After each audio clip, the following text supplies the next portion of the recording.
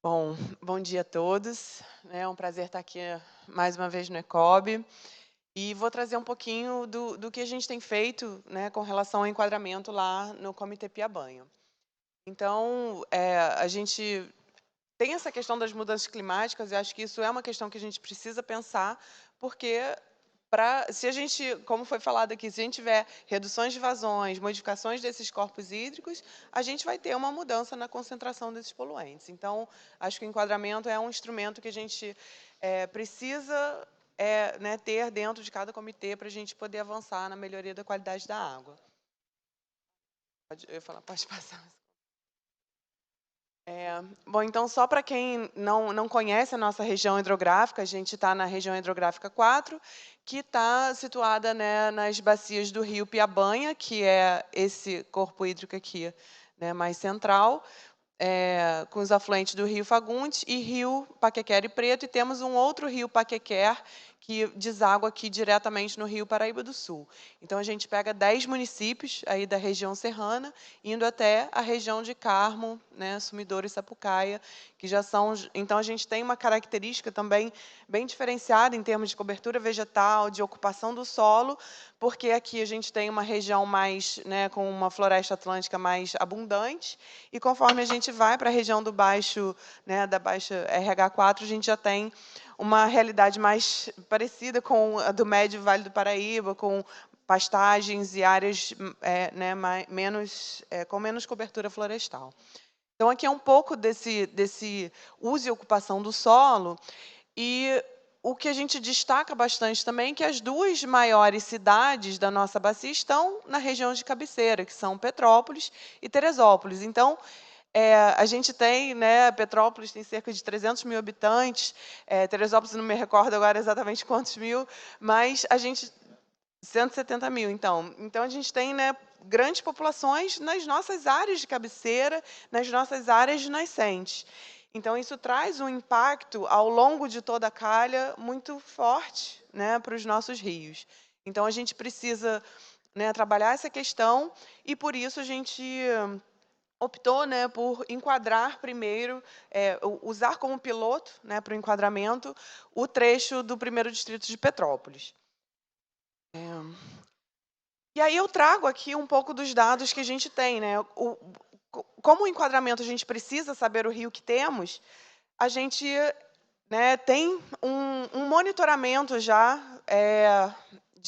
desde 2007, quando começou o projeto, né, IBEX, o professor Zé Paulo aqui, junto com o CPRM, em parceria com o comitê, né, foi o primeiro monitoramento realizado na região do Piabanha, onde eles têm 3 bacias experimentais, uma com área agrícola, uma com área urbana e uma com área conservada, para poder justamente comparar essas qualidades e ter esses parâmetros comparativos. Depois, nós tivemos em 2012, né, desculpa, 2019 a 2020, a primeira campanha de monitoramento contratada pelo comitê, né, onde a gente focou os pontos na calha do Piabanha, do rio Piabanha. Na segunda campanha, a gente já sentiu uma necessidade de ampliar para os seus afluentes, então ampliamos para 30 pontos, né, de 12 para 30 pontos, pegando mais pontos nos afluentes também.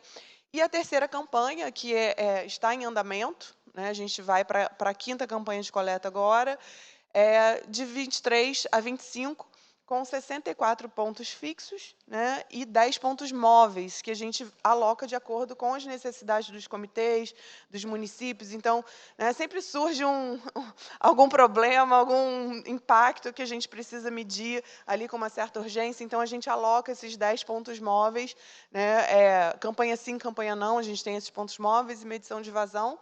Então, a gente faz essa localização de acordo com as demandas do comitê. Então, aqui só contextualizando um pouco esse primeiro monitoramento, né, da CPRM junto com a UFRJ.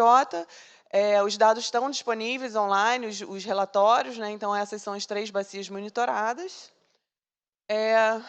E o nosso monitoramento, a gente acredita que é importante que esses dados de monitoramento estejam disponíveis, como ferramentas para que os órgãos públicos, as universidades, os interessados nisso tenham acesso. Não adianta a gente contratar um estudo e isso ficar, né, só no âmbito do comitê. Então, a gente disponibiliza esses dados, tanto os relatórios estão disponíveis no nosso site, na primeira página, quando você entra no site do Comitê Piabanha, a gente tem aqui, né, essa aba aqui para monitoramento dos rios, e no próprio Siga Piabanha, que, né, é um pouco o foco desse trabalho, da gente mostrar como que a gente está disponibilizando esses dados pelo SIGA, porque uma outra necessidade que a gente sentiu é de que a gente precisava ter um pouco mais de interpretação desses dados de monitoramento. Porque quando a gente pega o relatório de uma empresa, que diz lá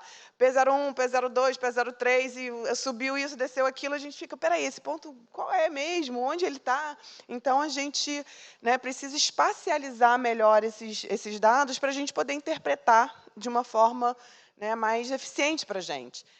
Aqui um pouco das estações, né? Então, dentro do SIGA, a gente consegue acessar esses dados de estações fluviométricas, pluviométricas, dos pontos de monitoramento. E aqui são os pontos dessa última contratação, então todos os 74 pontos estão disponíveis, e conforme você clica sobre o ponto, ele já abre a tabela de atributos com as medições daquela campanha. Então, todas as campanhas estão sendo disponibilizadas no SIGA, e a gente consegue acessar esses dados, baixar as tabelas, né, para poder trabalhar de forma mais detalhada. Então, a gente acredita que isso seja muito importante, né, uma ferramenta para a gente poder trabalhar o enquadramento, para a gente poder compreender como que está o uso, né, da água nessas bacias e a qualidade desses rios. E aí, referente a enquadramento também, a gente tem a proposta, esses pontos móveis foram alocados, né, inicialmente nas unidades de conservação de proteção integral, que, como a gente sabe, né, já são, a gente já tem normas que dizem que elas são, né, de classe especial, mas a gente quer, né, enquadrar os trechos de todas as unidades que a gente tem dentro da nossa RH. Então, para isso, né, numa primeira análise do órgão gestor, ele falou, tá, mas vocês têm certeza que essas águas estão em classe especial? E a gente colocou esses pontos móveis nessas unidades para que a gente pudesse ter essa certeza. E aí, na resolução de enquadramento, a gente inseriu, né, as tabelas de qualidade de água, né, em alguns desses pontos, né, para cada uma das unidades de conservação. Então, a gente já tem 2 aprovadas pelo comitê, que estão em análise pelo INEA, e a gente pretende, né, fazer isso para todas as outras unidades de conservação de proteção integral. E aí aqui, como eu falei, o primeiro distrito, né, é o trecho que a gente pretende enquadrar primeiro, né, fazer o nosso piloto, que é justamente onde a gente tem essa maior urbanização na cabeceira. E aí a gente tem alguns estudos, né, do Davi Costa, que indicam, ele fez a tese de doutorado, que indicam para a gente tem aqui os maiores lançamentos de carga poluidora, trechos com classe 4, e esse estudo indicou que, se a gente retirar 37,5% em média, né, de carga orgânica desse trecho, a gente traz uma melhoria significativa para toda a bacia do Piabanha. Então, isso é importante, e destaco também essa importância da gente ter uma parceria com as concessionárias, né? Então, segundo a Águas do Imperador, a gente tem 26 unidades de tratamento de esgoto, né, nessa região, mas ainda temos dados de classe 4. Então, a gente precisa entender o que está, né, acontecendo para a gente pactuar, porque sem eles entrarem nesse pacto do enquadramento, a gente não vai conseguir chegar numa meta, né, que a gente quer. E aí, só um pouco também dessa questão, né, da melhoria das condições. Aqui são dados comparando o Alto Piabanho, da estação do INEA, né, de monitoramento contínuo. A gente tem aqui dados do centro de Petrópolis e da Foz, próxima à Foz do Rio Piabanha. Então, aqui em destaque são os dados que violaram a classe 2, né, a porcentagem de amostras que violaram a classe 2 da resolução CONAMA, né, para fósforo total, nitrato, oxigênio dissolvido e coliformes. E a gente vê que, para alguns parâmetros, né, você tem uma melhoria, mas fósforo e outros, né, o coliformes também, a gente não tem, né, tanta melhora assim, então a gente precisa tomar estratégias para realmente enquadrar e melhorar essa qualidade das águas. E aqui, né, indo um pouco para a questão das outorgas, das águas subterrâneas, isso é um dado de um estudo da professora Olga, né, da Maristela, que fez mestrado, então ela mostrou, né, a vazão específica dos poços, né, outorgados de águas subterrâneas e o potencial dessas águas subterrâneas. E aí eu destaco aqui nesse mapinha ao lado que nas regiões de cabeceira são as nossas recargas, porque lá a gente tem aquíferos fissurais. Então, nessas áreas de recarga, são extremamente importantes para a gente garantir a qualidade de água desses poços também. Então, né, mais uma vez, trazendo a importância da gente enquadrar as cabeceiras para trazer uma melhoria de toda a bacia.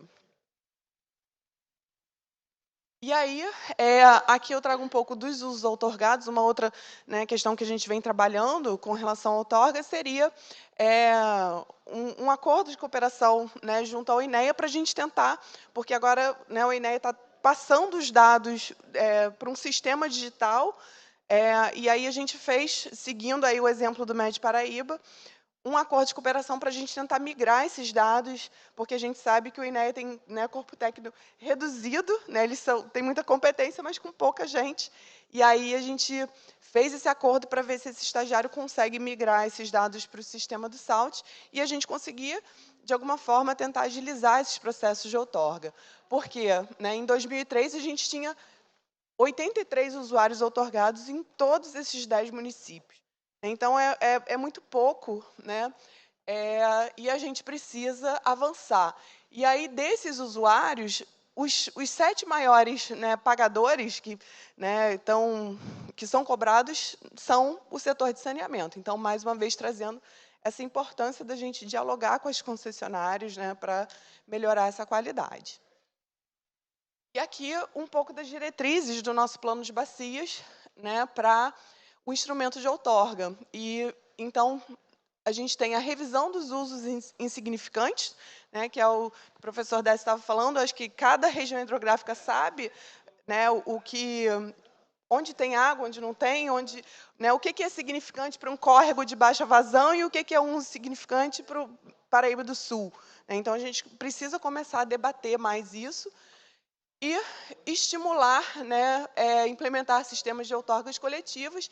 E aqui é a questão do acordo de cooperação com o INEA, né, para a migração dos dados. Então, a gente já, né, em março de 2024, a gente já tinha 55% dos processos cadastrados no SALT, né, então a gente já passou um pouquinho da metade aí da nossa meta de cadastros e um pouco dos tipos, né, de outorgas dentro desses processos. Então, a gente vê que as águas subterrâneas elas aparecem aqui, né, quase que em maioria aqui, né, nesses processos de outorga. Bom, e como conclusões, né, a gente entende que conhecer o território é importante, né, então, o uso do instrumento SIGA como uma forma da gente, né, inserir esses dados, compilar esses dados do território, né, e divulgar isso é importante até para o instrumento de enquadramento, né, o monitoramento e articulação institucional. Então, a gente precisa, né, do Ministério Público junto, a gente precisa das universidades fazendo pesquisa, né, do INEA junto com a gente, nas parcerias. Então, acho que sem isso, a gente não consegue um diálogo, né, consistente para chegar nas metas de enquadramento que a gente quer. Então, essas parcerias para a pactuação desse compromisso de enquadramento, né, ela é fundamental e talvez seja a parte mais complexa, né, do enquadramento, de como a gente vai fazer isso, de como a gente vai, né, mobilizar esse território, né, comunicar com quem está na bacia, para a gente conseguir fazer um pacto que seja viável, né, e chegue na meta que a gente quer. Então, né, engajamento, comunicação e participação social, né, vai ser imprescindível para isso.